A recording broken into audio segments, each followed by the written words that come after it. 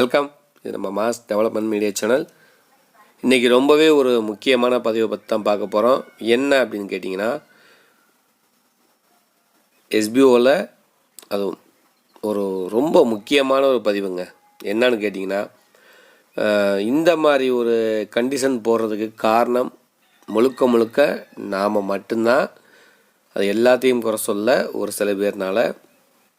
Right, இன்றைக்கி இந்த பதிவில் என்னென்ன பார்க்க போகிறோம் அப்படின்னா, எஸ்பிஓ கொடுத்த அந்த ஒரு கண்டிஷன்ஸ் என்ன, அதை அவங்க கொடுத்த அந்த ஃபார்மை எப்படி ஃபில்லப் பண்ணுறது, நம்ம எஸ்பிஓவில் எப்படி கண்டினியூவாக தொடர்ந்து ஒர்க் பண்ண போகிறோம், அதுக்கு இந்த ஃபார்ம் எந்தளவுக்கு இம்பார்ட்டண்ட்டாக இருக்க போகுது அப்படின்னு தான் பார்க்க போகிறோம். வீடியோவை கடைசி வரைக்கும் ஸ்கிப் பண்ணாமல் பாருங்கள். அப்போ தான் உங்களுக்கு என்ன எப்படி அப்ளை பண்ணுறதுன்னு தெரியும் உங்களுக்கு. ஓகேங்களா? சரி, ரைட். இன்றைக்கி பார்த்திங்கன்னா, டெய்லியுமே நம்ம ஒரு வீடியோ ஏதோ ஒன்று போடுறோம். இதெல்லாம் எதுக்காக அப்படின்னா, முழுக்க ஒரு பார்ட் டைம் ஜாப். நம்ம ஒரு ஒர்க் பண்ணிகிட்ருப்போம், இதுவும் போக எக்ஸ்ட்ரா ஒரு வருமானம் வேணும் அப்படின்றதுக்காகத்தான் இந்த மாதிரி ஒரு ஜாப்பில் உள்ளே வந்திருப்போம். ஒரு சில நிறை குறைகள் எல்லாமே இருக்கத்தான் செய்யும்.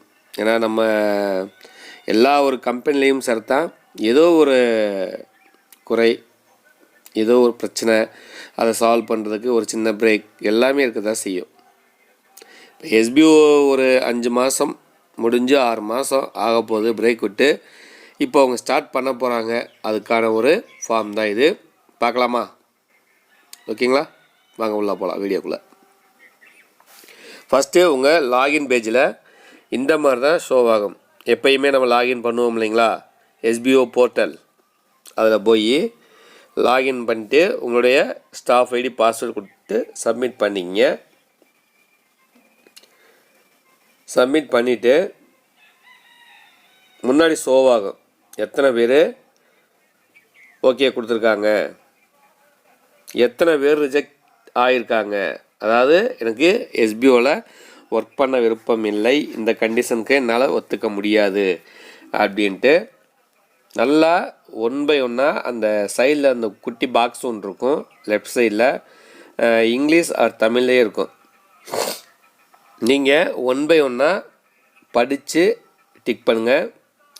கண்டினியூவாக எனக்கு நான் எஸ்பிஓவில் ஒர்க் பண்ண ஆசைப்பட்றேன் அப்படின்றவங்க மட்டும் அந்த எல்லா பாக்ஸையுமே படித்து பார்த்துங்க, கிளிக் பண்ணிக்கிங்க. இந்த எல்லா பாக்ஸும் கிளிக் பண்ணால் மட்டும்தான் அதில் அந்த அக்செப்டட்ன்ற அந்த ஆப்ஷனே ஷோவாகும். நீங்கள் இந்த கொடுத்துருக்க இதில் கொஸ்டின்ஸில் விளக்கங்களில் ஒரு பாக்ஸை கூட கிளிக் பண்ணாமல் விட்டிங்கன்னா நாட் அக்செப்டட்ன்ற அந்த பட்டன் தான் ஷோ ஆகும். சரிங்களா? ரைட். இப்போ பார்த்தீங்கன்னா, அந்த ஃபஸ்ட்டு என்ன கேட்டிருக்காங்கன்னா, மொபைல் ஃபோன்களை, அதாவது ஒரு பேசிக் இன்டர்நெட் நாலேஜ் கேட்டிருக்காங்க. மெயில் அனுப்புறது, வைக்கிறது, எடுக்கிறது, ரிசீவ் பண்ணால் ரீட் பண்ண தெரிகிறது, அவ்வளோதான் ஃபஸ்ட்டு இது. செகண்ட் பார்த்தீங்கன்னா, நம்ம இப்போ ஒரு சின்ன அமௌண்ட் இன்வெஸ்ட்மெண்ட் பண்ணியிருப்போம். அது எஸ்பிஓவில் கொடுக்கக்கூடிய க்ளவுடு ஸ்டோரேஜ் அந்த சேவைக்காக மட்டுமே அந்த பணத்தை நம்ம இன்வெஸ்ட்மெண்ட் பண்ணியிருக்கோம் அப்படின்ற அந்தது. மூணாவது பார்த்தீங்கன்னா, க்ளவுடு ஸ்டோரேஜ் முழு பொறுப்பு, அந்த சேவையை வாங்கிறதுக்காக மட்டும்தான் நம்ம பணம் கட்டியிருக்கோம். இதுக்காக நம்ம மற்றவங்கள இன்ட்ரடியூஸரை டிஸ்டர்ப் பண்ண மாட்டேன் அப்படின்ட்டு. நாலாவதாக பார்த்தீங்கன்னா, எஸ்பிஓவோட வெல்கம் பேஜ், டெலகிராம் சேனல், அப்புறம் யூடியூப் சேனலில் கொடுக்கக்கூடிய அதை மட்டும்தான் ஃபாலோ பண்ணுவேன் அப்படின்னு கேட்டிருக்காங்க. நெக்ஸ்ட்டு பார்த்தீங்கன்னா, எஸ்பிஓ வழங்கும் க்ளவுடு ஸ்டோரேஜ். இதில் எஸ்பிஓவில் நான் ஒரு இன்வெஸ்ட்மெண்ட் பண்ணுறோம், அதுக்காக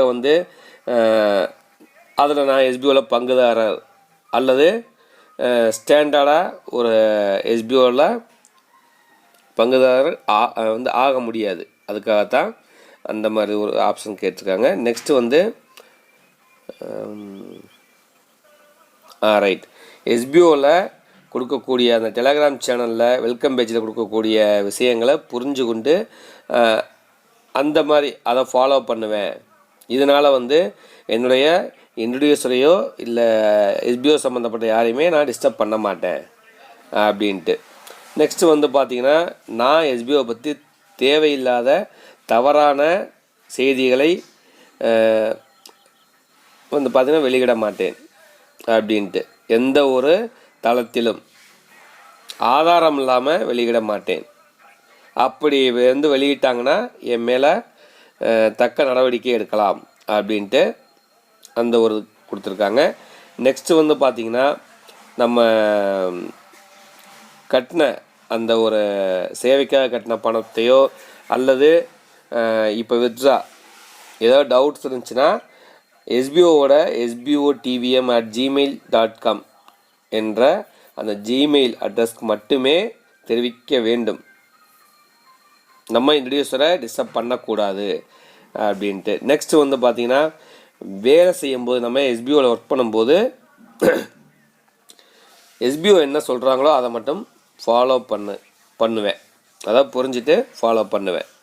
அது அப்புறம் வந்து பார்த்திங்கன்னா, நிறுவனம் மற்றும் அதன் செயல்பாடுகள் எல்லாமே நம்ம புரிஞ்சுக்கிட்டு அனைத்து சட்டத்திட்டங்களுக்கும் கட்டுப்பட்டு நான் ஒத்துக்கிட்டு ஒர்க் பண்ணுறேன். அதுபோக எஸ்பிஓ ஆஃபீஸ்க்கு முன்னாடி போய் எஸ்பிஓ ஆஃபீஸ்க்கு போகணும் அப்படின்னா நம்மளுடைய sbotvm@gmail.com அதில் வந்து மெயிலுக்கு வந்து அனுமதி கேட்டு தான் போகணும். தனிப்பட்ட காரணங்களுக்காக இன்ட்ரடியூசரை டிஸ்டர்ப் பண்ணவே கூடாது. இது எல்லா பாக்ஸையுமே கிளிக் பண்ணிவிட்டு நீங்கள் அந்த அக்செப்டட்ன்ற ஆப்ஷன் இந்த எல்லா பாக்ஸையும் கிளிக் பண்ண பின்னாடி அக்செப்டட்ன்ற அந்த ஒரு பட்டன் ப்ளூ கலரில் நல்லா டார்க்காக ஷோ ஆகும். அதை கிளிக் பண்ணுங்கள். அவ்வளோதான். மற்றபடி இதில் ஏதாவது ஒரு பாக்ஸையும் நீங்கள் கிளிக் பண்ணாமல் அந்த அக்செப்டட்ன்ற பாக்ஸை ஓப்பன் ஆகாது. அதுக்கு பதிலாக ரிஜெக்டட், நான் ஒர்க் பண்ண விரும்பலை அப்படின்ற அந்த ஒரு பட்டன் தான் ஷோ ஆகும். தயவு செஞ்சு படித்து பார்த்துட்டு அந்த பாக்ஸை கிளிக் பண்ணுங்கள். ஓகேங்களா? Okay, thank you.